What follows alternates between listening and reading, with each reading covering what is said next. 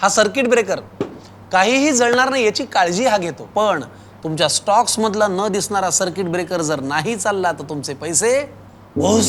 त्यापेक्षा त्यांना समतासोबत वाढवा ना. समता पतसंस्था, टेन्शन नाही, रिटर्न्स निवडा.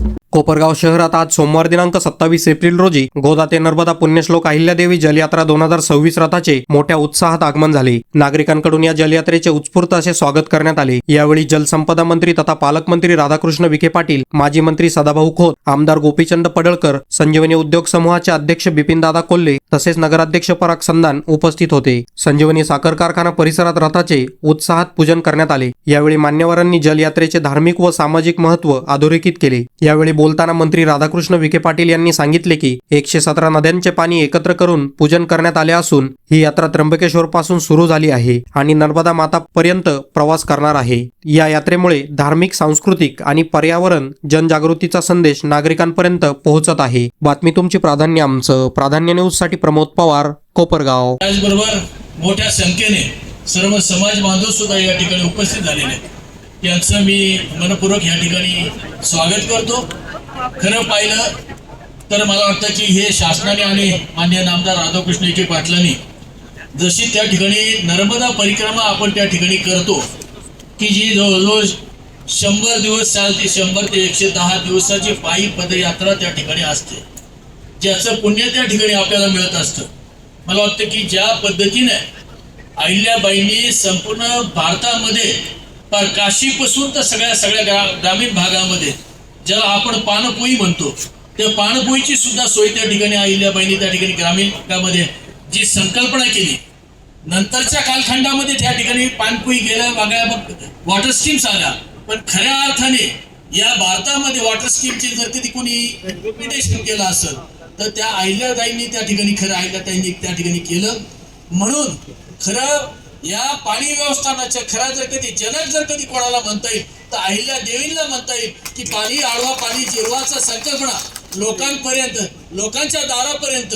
कारण की आपण म्हणतो की आडातच नाही तर पोहऱ्यात कुठून त्या ठिकाणी येणार, त्या ठिकाणी तर आडामध्ये सुद्धा आणि सामान्य माणसाच्या पोहऱ्यामध्ये सुद्धा पाणी देण्याचं काम अहिल्याबाईंनी त्या ठिकाणी केलेलं. आणि समाजातील सर्व थरातील माणसांना, मंडळींना पाणी पोहोचण्याचं तिथं जातीभेद काही नाही. त्या ठिकाणी त्या पाणवठ्यावरती 18 पगड जातीच्या मंडळींना ते पाणी पुरवठा करण्याच्यासाठी अहिल्याबाईंनी सगळ्या त्या ठिकाणी या पाणपोई घेतल्या. त्याचबरोबर आड बांधले आणि घाट सुद्धा बांधलेले. आज आपण पाहतो की त्या घाटावरती म्हणजे पिण्या सुरुवातीपासून माणूस जन्माला आल्यापासून पिण्याच्या पाण्याची सोय, तर माणूस जाताना ज्या घाटावरती जात असतो त्या घाटावरची सुद्धा सोय अहिल्याबाईंनी त्या ठिकाणी केल्या. अशा थोर अहिल्याबाईच्या नावाने ही जल यात्रा दिंडी राधाकृष्ण विखे पाटलांनी काढले.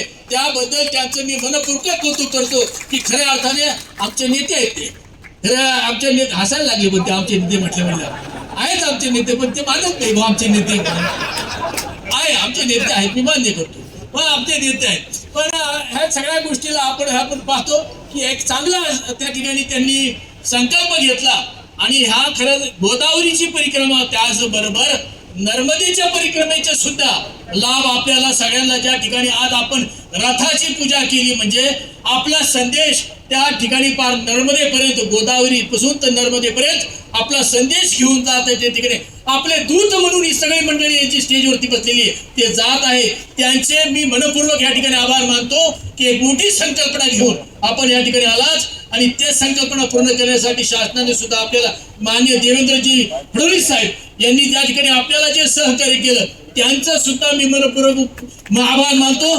त्याचप्रमाणे दोन्ही उपमुख्यमंत्री साहेब यांचे सुद्धा मी मनपूर्वक आभार मानतो की त्यांनी सगळ्यांनी सहकार्य या ठिकाणी आपल्याला लाभलेलं आहे. बऱ्याच वेळेस पुढे गेल्यानंतर बऱ्याच जणांना, काही अनेक जणांना त्या ठिकाणी गाडीत बसलेले, बसमध्ये बसलेले, त्यांना भूक लागलेली असेल.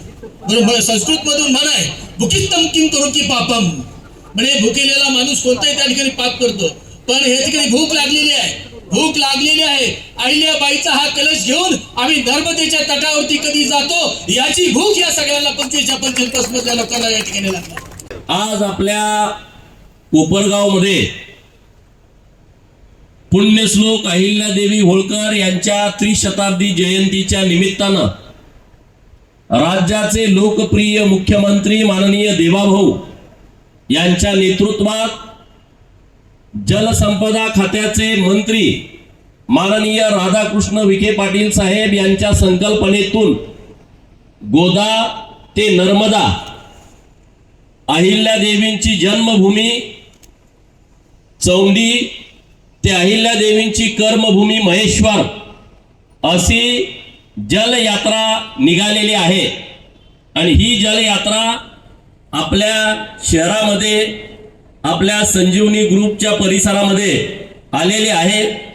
या यात्रेच्या सोबत माननीय विखे पाटील साहेब, माननीय माजी मंत्री सदाभाऊ खोत, माननीय राज्यसभेचे नवनिर्वाचित खासदार माननीय वडकुते साहेब, या संजीवनी ग्रुपचे प्रमुख माननीय कोल्हे साहेब, आपल्या शहराचे नगराध्यक्ष आणि तुम्ही सर्वजण हजारोच्या संख्येनं जलयात्रेचं स्वागत करण्यासाठी उपस्थित असणारी वडीलधारी मंडळी, युवा मित्र आणि माता भगिनीनो, आपण आपल्या आदर्शांना मानतो. आपले आदर्श छत्रपती शिवाजी महाराज आहेत, धर्मवीर छत्रपती संभाजी महाराज आहेत, पुण्यश्लोक अहिल्यादेवी होळकर, डॉक्टर बाबासाहेब आंबेडकर, महात्मा ज्योतिबा फुले, सावित्रीबाई फुले असे सगळे आपले आदर्श आहेत. आणि आपण त्यांच्या विचारावरतीच काम करत असतो. पुण्यश्लोक अहिल्यादेवींचा जन्म आपल्या अहिल्यानगरचा आहे, चौंडीचा आहे. आणि याचा सार्थ अभिमान महाराष्ट्रातील तमाम जनतेला आहे. एक महिला असताना 300 वर्षापूर्वी त्यांचा जन्म झाला आणि त्यांची कारकीर्द 1795 पर्यंतची होती. तेव्हा सती जाण्याची पद्धत होती. जेव्हा त्यांचे पती खंडेराव यांचं कुंभेरीच्या युद्धामध्ये निधन झालं तेव्हा त्या सती जायला निघाल्या होत्या. परंतु त्यांचे सासरे फार कर्तबगार होते. एका मेंढपाळाचा पोरगा, सातारा जिल्ह्यामध्ये होळमुरुम नावाचं गाव आहे, त्या गावातला एका मेंढपाळाचा पोरगा, तो काळ असा होता, राणीच्या पोटी राजा जन्माला यायचा. जो राणीच्या पोटी जन्माला येईल तोच राजगादीवरती बसायचा. परंतु या गोष्टीला छेद दिला मल्हारराव होळकरांनी. मेंढ्या राखणारं पोरग मामाकडे जाते नंदुरबारला, तळोजा म्हणून त्यांच्या मामाचं गाव आहे बारगळांचं, आणि तिथं जाऊन मामा त्यांच्या सैन्यामध्ये होते आणि तिथं मामांच्या सोबत ते सैन्याचं प्रशिक्षण घेतात आणि मग ते थोरले बाजीराव यांच्या सोबत सुभेदार म्हणून काम करतात. जेव्हा अहिल्यादेवी सती जायला निघाल्या तेव्हा मल्हाररावांनी त्यांना विनंती केली की माझा खंडेराया तूच आहे, तू सती जाऊ नको, हे सांभाळणार कोण? कारण अहिल्यादेवींच्या मध्ये जे काही गुण आहेत ते सुभेदार मल्हाररावांना माहित होते. आणि म्हणून या देशामध्ये पहिल्यांदा असं घडलं, सुभेदार मल्हारराव होळकरांनी अहिल्यादेवीला सती जाऊ दिलं नाही. इतका प्रगल्भ विचार, इतका क्रांतिकारी विचार हा सुभेदार मल्हारराव होळकरांचा होता. आणि अहिल्यादेवींचं तुम्ही काम बघताय, जास्तीचा वेळ नाही मित्रांनो. महाराणी म्हणून अखंड जगभर त्यांचं नाव आहे. महेश्वर साडी, तिथल्या लोकांना काम नव्हतं, त्यांनी महेश्वर साडी ही अखंड जगाला दिली. आज जगभर प्रसिद्ध आहे महेश्वर साडी. आपल्या बाजूला मालेगाव आहे, हे अहिल्यादेवीने वसवलेलं गाव आहे. त्यांचा मुलगा मालेरावांच्या नावानं हे मालेगाव आहे. चांदवड हे शहर अहिल्यादेवीने वसवलंय. आज पण चांदवडमध्ये त्यांची उपराजधानी रंगमहाल नावाचं, तुम्ही कधी जर गेला तर बघायला मिळेल. तिथं आता वाडा आहे रंगमहाल. चांदवडला जे विहीर केलेली आहे निर्माण, आज पण चांदवड शहर दुष्काळाच्या परिस्थितीमध्ये त्याच विहिरीवरनं पाणी पितं. म्हणजे अहिल्यादेवींनी जे काम केलं होतं ते जल व्यवस्थापनाचं काम छत्रपती शिवाजी महाराजांनी केलं, जल व्यवस्थापनाचं काम. आणि त्यांच्यानंतर पुण्यश्लोक अहिल्यादेवी होळकरांनी केलं. शिवाजी महाराज तर इतके प्रगल्भ या विषयामध्ये होते. आपण रायगडावरती गेल्याच्या नंतर लक्षात येतं रायगडावरती विहिरी आहेत. अरे इथं विहीर पाडली तर आम्हाला पाणी मिळणार. पाण्याच्या 4 वेळा सांगतो, इथं पाणी लागल, तिथं पाणी लागल, तिथं पाणी लागल. 400 फुटावं लागल, 500 फुटावं, 800 फूट मारलं तरी पाणी लागत नाही. परंतु छत्रपती शिवाजी महाराजांच्याकडे जल व्यवस्थापन इतकं जबरदस्त होतं की रायगडावरच्या विहिरीला सुद्धा दुष्काळात सुद्धा पाणी लागतं. म्हणजे आपले राजे सगळे इतके प्रगल्भ होते.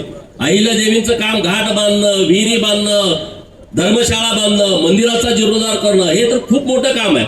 आणि अहिल्या देवींचं काम हातामध्ये घेऊन राज्याचे मुख्यमंत्री देवाभाऊ आणि जलसंपदा खात्याचे मंत्री राधाकृष्ण विखे पाटील साहेब यांनी आज ही नुसती जल यात्रा नाही, महाराष्ट्राला दुष्काळ मुक्त करणारी यात्रा ही आज आपल्या सरकारच्या माध्यमातून काढलेली आहे. आपल्या जिल्ह्याच्या कन्या पुण्यश्लोक अहिल्यादेवींच्या त्रिशताब्दीच्या निमित्तानं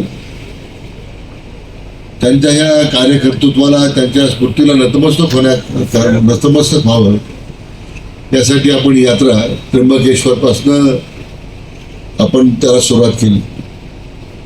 गोदावरीचं पवित्र जल घेऊन आपण आता नर्मदेकडे निघालेलो आहोत आणि त्याच दिवशी आपण चौंडीवरून पवित्र माती घेऊन त्या यात्रेचा शुभारंभ आपण केला. दोन्ही यात्रा काल शिर्डीमध्ये एकत्र झाल्या आणि आपल्याला मला सांगायला आनंद होतो की साधारण आपल्या राज्यातील 117 नद्यांचं पाणी आम्ही एकत्र केलं. फार कोकणापासून गडचिरोलीपासून तर खाली सिंधुदुर्गपर्यंत 117 नद्यांच्या पाण्याचं त्या ठिकाणी पूजन करून आपले तिथे मंत्री असतील, आपले आमदार मोदी असतील, खासदार असतील, हे पहिल्यांदा असं घडलं की 117 नद्यांचा जल आपण आता कलश घेऊन आलो आपण शिर्डीला आणि ते एकत्रपणे त्याचं विसर्जन आपण नर्मदेमध्ये करणार आहोत.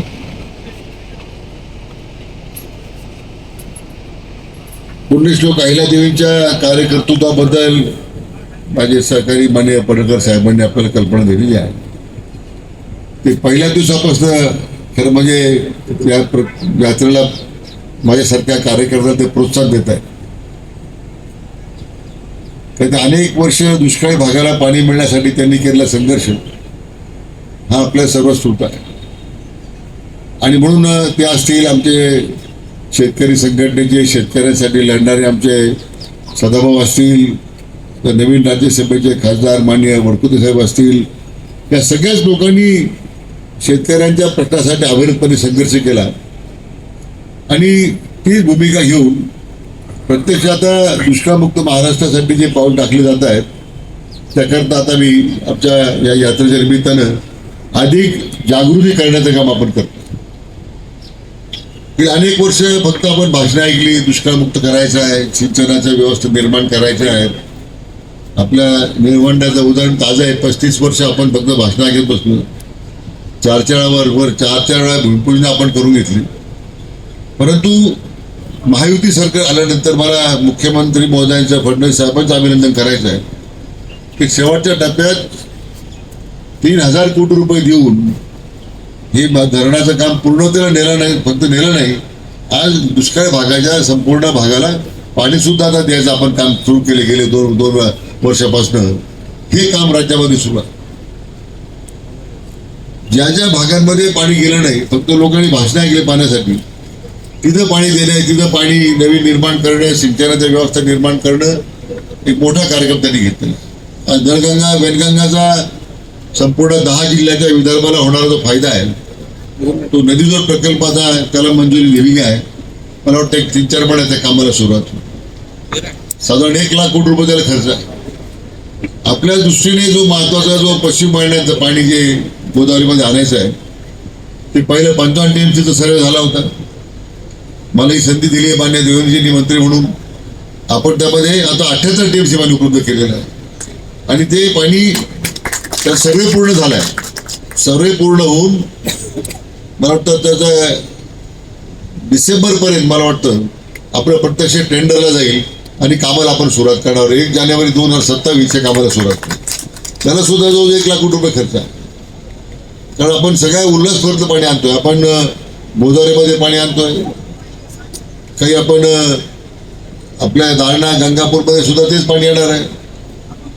55 TMC जे अन्य निर्माण होणारं पाणी ते सुद्धा आपल्याला मिळणार आहे. म्हणजे 4-5 वर्षामध्ये हा जो आपला भाग पूर्णपणे पाण्यापासून होरपडलेला आहे, वंचित राहिला आहे, त्या सगळ्या अर्थानं आपण त्या कामाला सुरुवात केलेली आहे. जायकवाडी धरणाचं मोठ्या प्रमाणात गाळ काढण्याचं काम आपण लगेच सुरू करतोय. 20 TMC गाळ आहे जवळ. 20 TMची क्षमता जायकवाडमध्ये वाढणार आहे.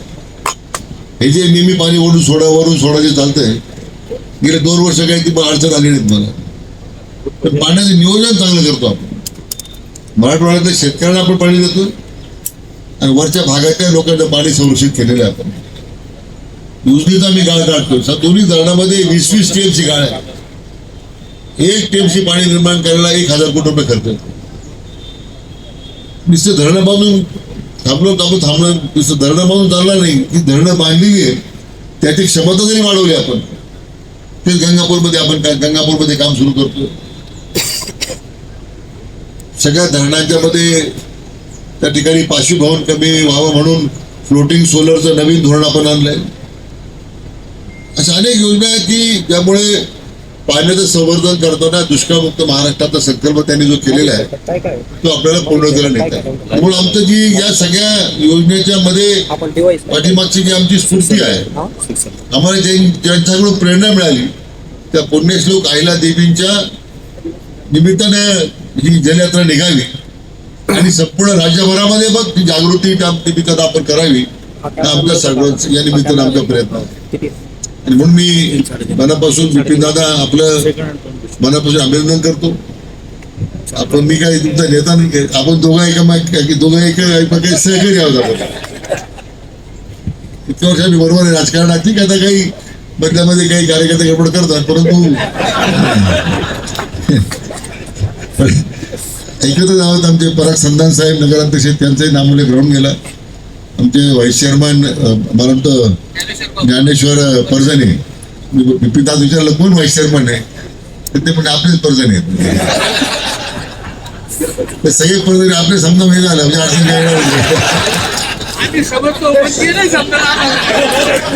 समजून सांगूया अडचणी. परंतु एक चांगल्या भूमिकेतून आपण ह्या कार्यक्रमाचं आयोजन केलं, आमच्या सगळ्याचं यात्रेचं स्वागत केलं.